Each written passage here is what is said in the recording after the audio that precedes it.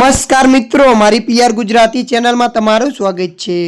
મિત્રો, ગુજરાતની તમામ તાજા ખબરો સૌથી પહેલા જાણવા માટે અમારી પીઆર ગુજરાતી ચેનલને સબસ્ક્રાઇબ કરી દેજો। મિત્રો, અત્યારે હાલ અમદાવાદથી ખરાબ સમાચાર સામે આવી રહ્યા છે। જી હા મિત્રો, આપને જણાવી દઈએ કે અમદાવાદ શહેરના બોપલ વિસ્તારમાં સગીરા સાથે દુષ્કર્મ થવાની ઘટના સામે આવી છે। આ ઘટનામાં સગીરા સાથે સિક્યુરિટી ગાર્ડે ફ્લેટના ધાબે લઈ જઈ દુષ્કર્મ આચર્યું હતું। આ ઘટનાની સગીરાએ પરિવારને જાણ કરતા ભાંડો ફૂટ્યો હતો। પરિવારે બોપલ પોલીસમાં ફરિયાદ નોંધાવતા પોલીસે આરોપીની શોધખોળ હાથ ધરી છે।